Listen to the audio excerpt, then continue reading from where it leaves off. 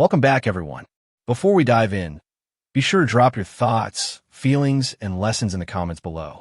Like the video and subscribe so you never miss stories like this. Let's get into it. The cruelest thing my wife did was change the locks while I was at work, file a fear for my safety report before I could even speak, and have an officer stand between me and my own front door while she watched from behind the blinds like I was a stranger. Here's how it happened. My name is Marcus Hill. I'm a black man from Charlotte, North Carolina.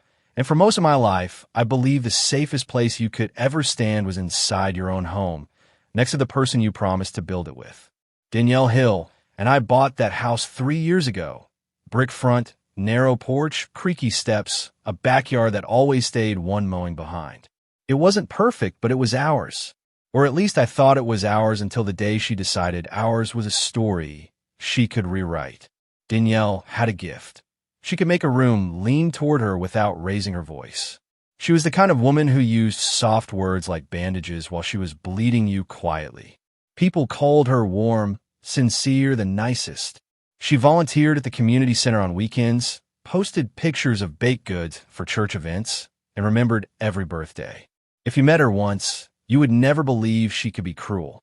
If you married her, you would learn that cruelty can wear perfume and smile for family photos. I work as a project coordinator for a regional construction firm. I'm not flashy, but I am consistent. My reputation is being steady, being prepared, and being calm under pressure. Danielle used to say she loved that about me, like my calm made her feel safe. I realize now my calm made her feel free to do what she wanted because she assumed I would never blow up the image. She assumed I would swallow anything as long as the marriage stayed intact. The first sign wasn't dramatic. It was a charge on our credit card for a hotel in South Park on a Wednesday night. Danielle told me it was a girls' night after a charity planning meeting, that the group was exhausted and decided to stay over. I asked who was there. She said, "You do not need to interrogate me." It was such a sharp pivot that I apologized without understanding why. That was her pattern. Make you feel wrong for noticing. A week later, I found a second phone. It was tucked behind a row of cookbooks Danielle never opened, resting like a secret that had been handled often. It was locked, but it lit up the moment I touched it, as if it recognized my mistake. A message preview flashed across the screen. "You sure he won't be home?" And then disappeared. My stomach dropped so fast I felt dizzy. I set the phone back exactly where it was and stood in the kitchen like the air had turned heavy. I didn't confront her that night. I needed to be sure I wasn't imagining things because Danielle had trained me for years to doubt my own instincts. The next day, while she showered, I checked the shared iPad in our bedroom. She didn't realize it was still logged into a backup email. A thread of receipts waited there like a trail of ashes. Hotel confirmations. A rideshare history that ended at a condo uptown. A contact name was saved as Lydia. Work, but the messages weren't about work. They were about missing each other. His name was Troy Benson. I knew the name because Troy was a vendor rep who occasionally came through my office. He wore clean suits and expensive cologne, and he always laughed too loudly at Danielle's jokes when she attended company events as my plus one. It made sense in the sickest way. How comfortable she looked around him, how she would straighten her posture when he walked by, how her smile would change. I remembered it all at once, like my brain had been saving the evidence until I was ready. That evening I waited until after dinner. I didn't yell. I didn't throw anything. I put 2 printed hotel receipts on the table, right next to her plate, and said, "Explain this to me." Danielle stared at the paper like it was a prank. Then she leaned back, took a slow breath, and said, "So this is what you're doing now? Going through my stuff?" She didn't deny it. She attacked the question like it was the crime. "I'm asking you what this is," I said again, keeping my voice low because my heart was pounding and I didn't want her to turn my emotion into a weapon. Danielle's eyes narrowed, and she got quiet in a way that should have warned me. "You are scaring me," she said. "Look at you. You're shaking." I wasn't shaking from anger. I was shaking from grief. But she didn't care what it was. She just cared how it looked. She walked into the living room and called her mother, Charisse, on speaker, like she was building an audience. "Mama," Danielle said, voice trembling perfectly, "Marcus is acting crazy. He's accusing me of things. I don't feel safe. Sharice's tone shifted instantly into judgment. Marcus, she said, what are you doing to my daughter? I tried to speak, but Danielle raised a hand to silence me, like I was a child. Within 30 minutes, Danielle's sister, Renee, was banging on our front door like an emergency was happening. When Renee walked in, she looked at me like I was already guilty. What did you do? She demanded. Danielle cried into her shoulder, shaking dramatically, and Renee glared at me as if my quietness was proof I had done something. I realized at that moment Danielle wasn't just cheating. She was organizing the story around the cheating so I would have no place to stand. I slept on the couch that night, not because I thought it would fix anything, but because I didn't know what else to do. At around 2 a.m., Danielle walked past me, phone in hand, whispering. I heard her say he's onto it, and then, no, I've got it.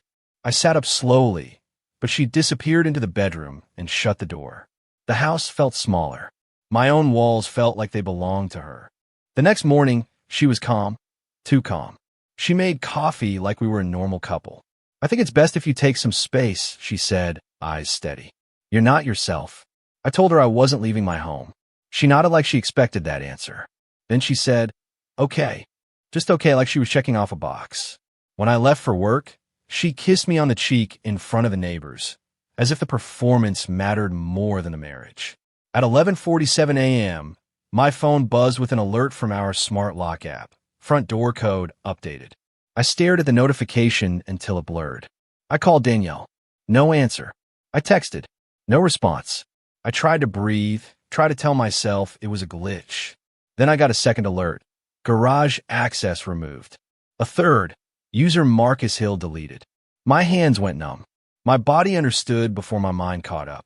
She was pushing me out in real time. I drove home on my lunch break and pulled into the driveway like I always did. Everything looked the same from the outside. But when I walked up the door, my key didn't work. I entered the code. Denied. I knocked hard but controlled because a part of me still believed she would open the door and we would talk. Instead, the porch camera lit up and Danielle's voice came through the speaker. Leave. I've called the police. I stood there stunned, staring at a black circle of glass like it was the face of my betrayal. Danielle, I said, open the door. She didn't. She stayed behind it, unseen, like she was too fragile to be near me. Then a patrol car pulled up with slow certainty, like this had been scheduled. The officer approached with his hand resting near his belt, not hostile, but cautious. Sir, he said, she says she's afraid you might escalate. Escalate, I repeated, my voice cracking despite my effort. I came home for my keys. The officer's eyes flickered toward the porch camera. She has the right to ask you to leave, he said carefully. She also filed a complaint this morning that you've been acting threatening. I felt my entire life tilt. Danielle had turned my calm into cold, my questions into control, my hurt into danger. And the officer didn't know us. He only knew her report. They didn't arrest me, but they made it clear, if I didn't leave, it could become a situation. I asked to retrieve clothes. Danielle stepped into view behind the glass, eyes dry, phone held high like a shield. I'll put a bag outside, she said. A moment later, a trash bag appeared on the porch, my jeans and shirts folded inside like I was being discarded. The officer watched me pick it up. That was the moment my marriage officially became an exile. I drove to a cheap extended stay off Independence Boulevard and paid for a week with my credit card, praying I'd be back home by the weekend. The room smelled like old smoke and detergent. The bedspread was thin. I sat on the edge of the mattress and stared at my phone until my eyes burned. Danielle didn't call. She didn't ask where I was. She didn't check if I was safe. She got exactly what she wanted: distance, control, and the story. The next day, my supervisor asked me to step into his office. HR was there, sitting stiffly with a folder. Marcus, my supervisor said, we received a call. HR's voice was practiced. There are allegations of domestic disturbance that could impact workplace safety. I felt shame heat my face, not because I had done anything, but because I understood how fast a lie becomes a stain. I haven't been charged with anything, I said. I haven't even been questioned. HR nodded like it didn't matter. We're placing you on paid leave temporarily, she said. Standard procedure. Standard procedure. That phrase crushed me more than yelling would have. It meant the machine had already started moving, and my character was just another file. Danielle's smear didn't stop at the front door.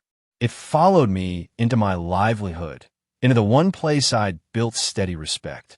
Danielle's mother and sister called me the same evening, not to ask what happened, but to warn me. Do not contact Danielle, Charisse said. You need to accept that you frightened her. Renee added, if you keep pushing, it'll get worse for you. Their certainty made me feel invisible. Danielle wasn't just cheating, she was recruiting. She was surrounding herself with voices so loud my truth couldn't breathe. I tried to call my brother, Jermaine, because I needed someone who knew me before this marriage. Jermaine answered on the third ring, but his voice was strained. Man, what did you do? He asked. The question hit me like a slap. I didn't do anything, I said. She locked me out. Jermaine sighed. Danielle said you were spiraling, he said. She said you might hurt her. Even my own blood was leaning into her story. That night in the extended stay room, I realized a hard truth. Facts don't matter when someone controls the narrative first. Danielle had moved faster than I was shocked. She planted her version everywhere. Family, friends, my job. So by the time I spoke, it sounded like defense, not truth. I sat on the floor with my back against the bed, and for the first time in my adult life, I cried without trying to stop it. Quiet, ugly grief that didn't care about dignity. On the third day, I received court paperwork, a temporary protective order request, alleging intimidation and emotional volatility. The words were so vague they could fit anyone, which is exactly why they worked. Danielle wanted a paper wall between us, so she could keep the house and keep me silent. My attorney, Ms. Valerie Price, recommended by a co-worker who finally asked me privately what was happening, looked at the filing and said, "This is strategic." Her tone was calm, but her eyes sharpened. "We can fight this." "How do you fight a lie?" I asked, voice thin. Ms. Price didn't sugarcoat it. "With records," she said. "With consistency. With patience." Patience felt impossible. I had already lost my home, my reputation, my sense of safety, but I nodded because I needed a plan more than I needed hope. She told me to gather everything: bank statements, texts, timelines, anything showing my stability and Danielle's coordination. I started digging through our shared accounts. That's when the second betrayal surfaced. A home equity line of credit had been opened against our house months ago. I hadn't signed for it. The account was linked to an email address I didn't recognize. My stomach turned over. I called the bank and asked how it was opened. The representative gave a careful answer about electronic authorization. I knew what that meant. Danielle had used access. She had to forge my consent. I felt sick because it wasn't just cheating. It was theft dressed as marriage. Danielle had been building an escape route with my name attached to it. So if everything collapsed, I'd be the one buried under debt. Ms. Price told me not to confront her directly. "We do this the right way," she said. "We document. We protect you." She filed immediate requests for disclosures and flagged the Helic as disputed. Meanwhile, Danielle posted online about finding strength and surviving emotional abuse. She never used my name, but she didn't have to. Our friends were watching. People commented on hearts and prayers. Someone messaged me, "I hope you get help." Help! Like I was a monster who needed fixing. I stopped checking social media because it felt like watching a crowd throw stones while I stood tied to a post. A week later, Danielle agreed, through her attorney, to allow me a brief supervised visit to retrieve more belongings. Civil standby, they called it. An officer met me at the curb while Danielle stayed inside. My hands shook as I walked up the driveway, not from fear of her, but from a humiliation of needing permission to step into my own home. The officer knocked. Danielle opened the door 2 inches, eyes wide, acting as if the crack itself was protection. Inside, the house looked staged. The living room was unusually tidy. A throw blanket was folded too neatly, like it was placed for a photograph. A glass of water sat on the coffee table beside tissues, as if she'd been crying for hours. It felt like a set. Danielle didn't look at me. She looked past me, toward the officer, keeping her face soft and trembling. I realized she wasn't just telling a lie. She was rehearsing it over and over until it became muscle memory. As I walked upstairs to the closet, I noticed small changes. My framed college graduation photo was gone. My tools in the garage were moved. My side of the bathroom cabinet was emptied. It wasn't just removal, it was erased. Danielle wasn't kicking me out. She was deleting me. When I opened my closet, half my suits were missing. My watch box was gone. Even my father's cufflinks, something I never wore but kept because they were his, had vanished. I stopped and stared at the empty shelf, and something in me hardened. Not anger exactly. Clarity. Danielle wasn't going to stop. She was going to take everything she could and then claim she had to, for her safety. I turned to the officer and said, "I need to note missing property." He wrote a small line in his notebook, polite and detached. Danielle's lips tightened for half a second. It was the first crack I'd seen in her control. That evening, I got a message request from a woman named Aisha Benson. The name hit me instantly. Benson. My chest tightened as I opened it. "Marcus," the message read, "I'm Troy's wife. I'm not here to be your friend. I'm here because you deserve the truth, and so do I. Can we talk?" I stared at the screen for a long time because part of me wanted to run from it. But a bigger part knew this was the first real handhold I'd been offered in weeks. We met in a quiet coffee shop in Uptown, early in the morning, away from crowds. Aisha walked in with tired eyes and a posture that looked like it had been holding itself together for too long. She didn't hug me. She didn't soften it. She slid her phone across the table and said, "Here. Pictures. Messages. Hotel bookings." Even a voice memo of Troy laughing about how Marcus is too calm to do anything. My throat closed. Danielle hadn't just cheated. She'd mocked me while doing it. Aisha's jaw clenched. "He told her you were unstable," she said. "He told her if she claimed you were scary, she could keep the house." He said it like it was advice. She looked away, blinking hard. I heard enough to know they planned this. The word planned landed like a stone. Because a mistake is one thing. A plan is cruel with intention. Ms. Price told me Aisha's evidence was helpful, but we needed to be careful. "We can't control what a judge believes emotionally," she said. "But we can control what a judge sees as consistent proof." She asked Aisha to provide a sworn statement. Aisha agreed, but her voice carried exhaustion. "I'm not doing this for revenge," Aisha said. "I'm doing it because I'm tired of being lied to." Danielle didn't know Aisha had reached me. She still believed she was ahead. She filed for exclusive use of the home and requested that I pay temporary spousal support, claiming she was emotionally unable to work due to the trauma I caused. The audacity made me lightheaded. Danielle was cheating, locking me out, draining equity, and now asking me to fund her performance. Ms. Price's expression sharpened. "This," she said quietly, "is going to unravel." The pressure at work intensified, even while I was on leave. A rumor drifted through my department that I was under investigation. People avoided texting me. My friend Omar, who used to call me every Sunday to argue football, stopped responding. When I finally reached him, he said, "Danielle told my wife you got aggressive with her." My mouth went dry. "And you believed it?" I asked. Omar hesitated. That hesitation felt like abandonment. In the extended stay room, my sleep became thin and broken.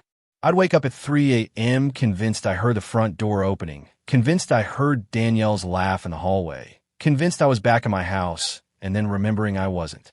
I started keeping my keys in my hand, even while I slept like a child clutching a blanket. My dignity felt scraped raw. I wasn't just losing a marriage. I was losing my sense of place in the world. One afternoon, Jermaine showed up at my room unannounced. He looked nervous, shifting his weight like he had something to confess but didn't know how. He held a grocery bag with food he knew I liked, fried chicken, rice, green beans, like an apology he could hand me without speaking. "You okay?" he asked, eyes avoiding mine. I stared at him. "Did you help her?" I asked quietly. His face tightened. That was all the answer I needed. Jermaine finally admitted Danielle had been helping him with money for months. Not gifts, loans. He was behind on rent after losing his job, and Danielle offered to cover him if he did favors, like telling people I was acting strange, like checking on me and reporting back. Jermaine's voice cracked. I didn't think it would go this far, he said. I thought she was just trying to calm things down. I felt something cold spread through me. Danielle had turned my own brother into a tool. So, when she told you I might hurt her, I said, "You helped her." Jermaine's eyes filled, but he didn't deny it. "I didn't want to believe she could do you like that," he whispered. "But she kept saying you were changing." I shook my head. "No," I said. "She's changing the story." Jermaine's shoulders slumped. He offered to testify, to tell the truth. Ms. Price later told me his credibility could be questioned, but his confession still mattered. The next twist came from a bank. The disputed Hellick account had payments made to a business I didn't recognize, an LLC formed less than a year ago. The address on the paperwork wasn't our home. It was a small office suite in a strip mall. Ms. Price ran the records. The LLC listed Danielle's cousin, Malik, as the organizer. Malik was the same cousin who always acted like he knew everything, who wore flashy watches and talked about investments without ever explaining what he actually did. Danielle wasn't alone. She had a network. Ms. Price asked me a question that made my stomach tighten. "Do you have any reason to believe Danielle has access to your work accounts or personal identification?" I thought of the nights she insisted on organizing our files, the way she handled mail before I saw it, the time she offered to manage paperwork like it was a favor. My throat went dry. "Yes," I said. "She had access." Ms. Price nodded once. "Then we treat this as financial abuse, too." Danielle's attorney proposed mediation before the protective order hearing. It was framed like a reasonable step. Ms. Price agreed, because refusing could make me look combative. The mediation room was sterile. Beige walls, a pitcher of water, a box of tissues like a trap. Danielle arrived dressed in a soft cream cardigan, hair pulled back, minimal makeup. She looked like every brave survivor story people love. She didn't look at me. She looked at the mediator with trembling eyes and said, "I'm just trying to be safe."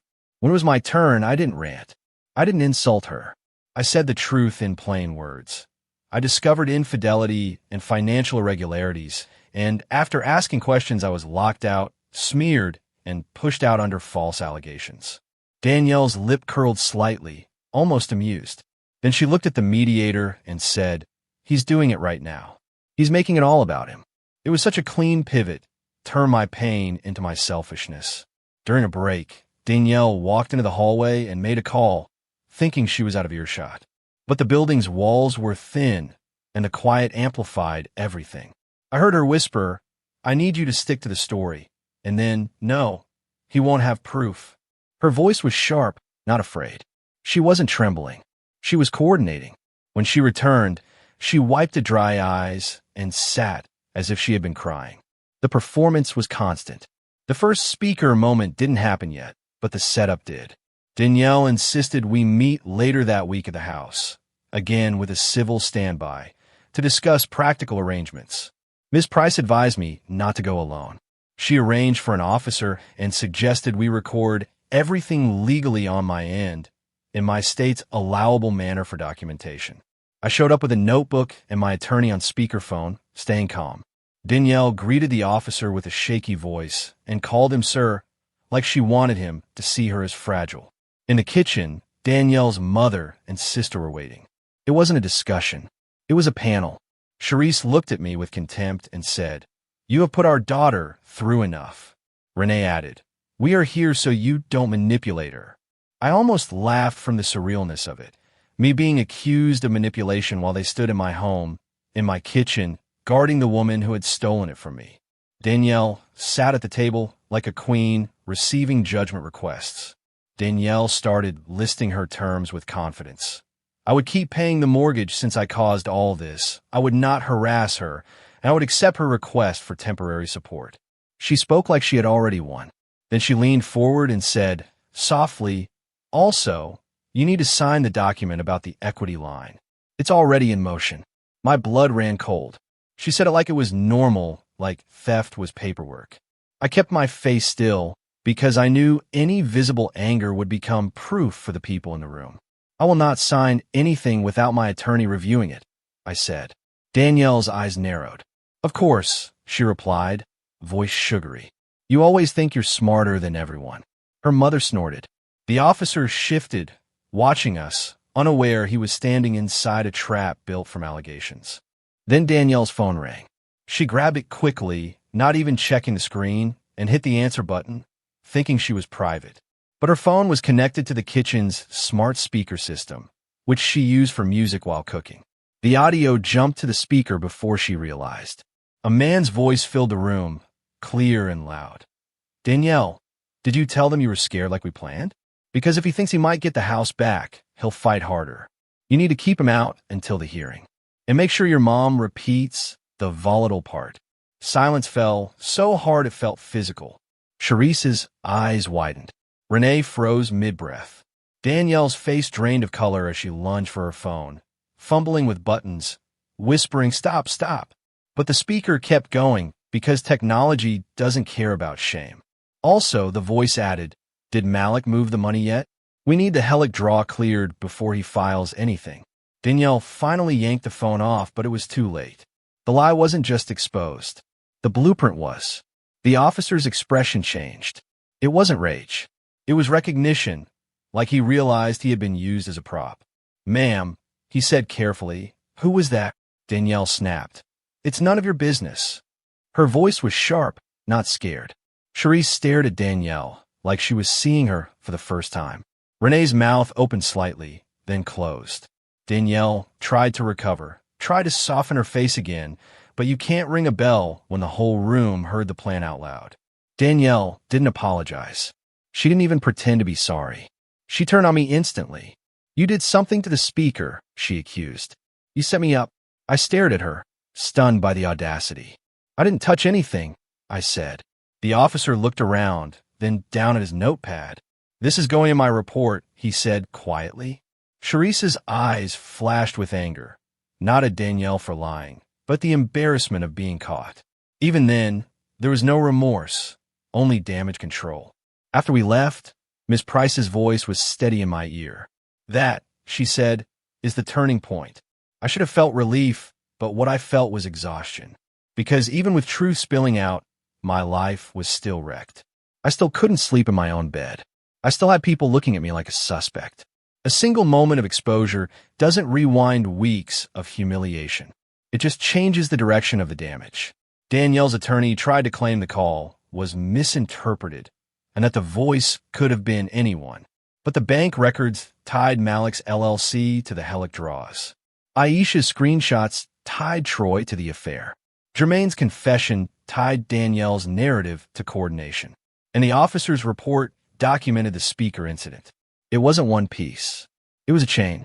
Danielle had built a lie like a house of cards, and now the wind was finally moving through it. The protective order hearing came fast. Danielle walked in with trembling hands and a soft blouse, clutching tissues. She spoke about fear and control with practiced tears. She didn't look at me once. When my attorney presented the officer's report and the financial documents, Danielle's posture stiffened. Still, she didn't show remorse. She looked irritated, like the truth was an inconvenience. When a judge asked about the Helic, Danielle hesitated too long before answering. Hesitation can be louder than words in a courtroom. The judge didn't call Danielle a liar outright. Judges rarely do. But the judge narrowed the temporary restrictions and ordered a financial review, and that was enough to shift power. Danielle could no longer use the protective order as a weapon to keep me fully out. A new schedule allowed me supervised access to retrieve property and forced disclosure of financial movements. The judge's tone was firm. This court does not appreciate manipulation of process. Danielle's face tightened, but she nodded like she was being inconvenienced, not corrected. The next twist came from my job. HR called me back in, not to punish me, but because a formal complaint had been filed by Aisha against Troy and Danielle for misuse of company time and vendor benefits. There had been reimbursements tied to hotel stays, client dinners, and mileage logs. Those logs intersected with the dates I had printed. It wasn't just adultery. It was professional misconduct with paper trails. My supervisor looked at me with a different expression than before. Less suspicion, more regret. He said, "Marcus, I should have asked you sooner." They reinstated me, quietly, without ceremony, because companies prefer silence over admitting they were wrong. I didn't care about their pride. I cared about my paycheck, my stability, and my ability to rebuild. When I walked back into the office, a few people avoided my eyes. Others gave stiff smiles. Omar finally texted, "You good?" Like the weeks of silence were nothing. I didn't answer. I learned something important. People's loyalty is often just comfort wearing a friendly face. Danielle reacted by escalating in a new direction. She tried to freeze our accounts. She attempted to file for emergency support again. She told mutual friends I was financially abusing her, even while evidence showed she had been drawing money under my name. She didn't slow down. She didn't reflect. She simply changed tactics because remorse was never her language. Control was. Ms. Price filed counter motions, and the court ordered Danielle to stop accessing new credit under joint names. When the financial disclosures arrived, the picture got uglier. Danielle had been transferring small amounts to Malik's LLC regularly, amounts just small enough to avoid attention. She also had a private Cash App account linked to the second phone. The withdrawals aligned with hotel dates and with a condo lease payment uptown. My chest burned as I read it. While I was paying the mortgage and trying to be a husband, she was funding her other life and building a safety net made for my trust. I wanted to confront her so badly. I wanted to look her in the eyes and ask how she could do it without flinching. But Ms. Price told me something that saved me from trap. A person like Danielle doesn't confess. They pivot. They are to blame.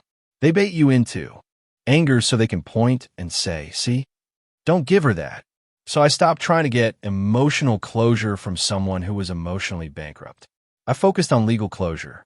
The court ordered that the house be appraised, and that either Danielle would refinance and buy out my share, or the house would be sold.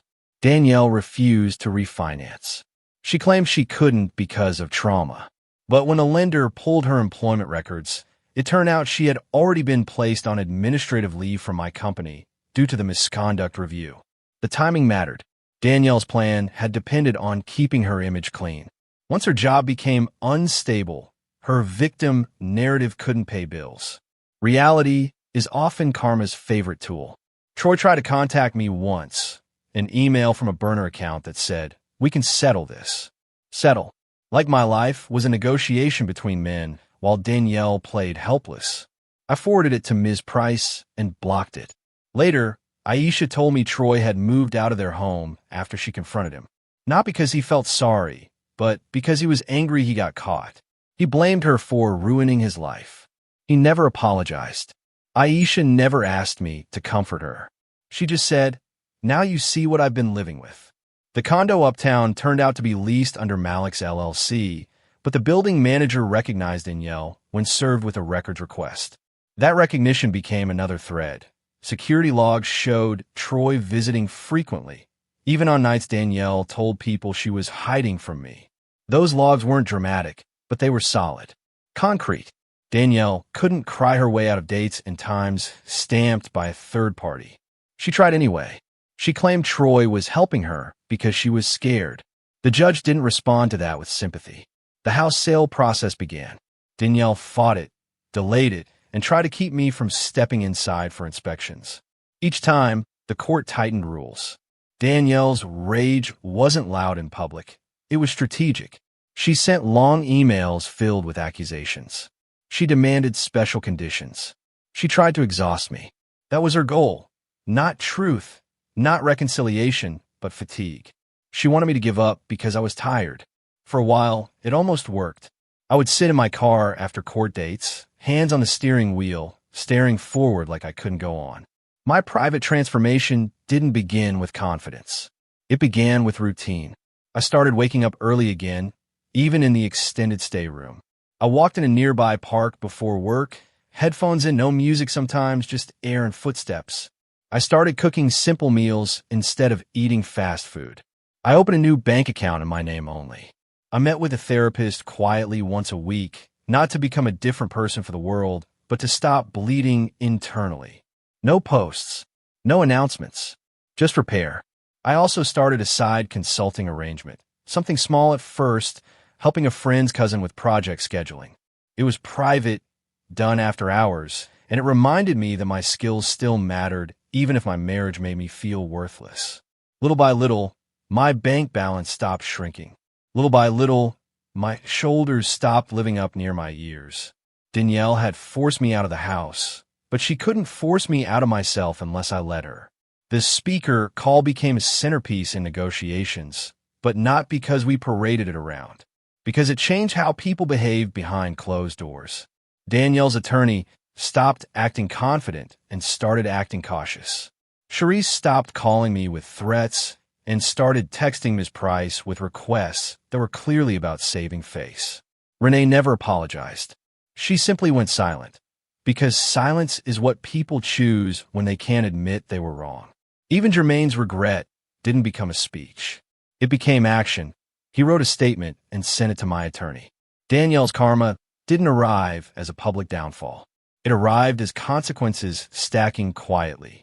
Her administrative leave turned into termination when the company's investigation concluded. They didn't broadcast it.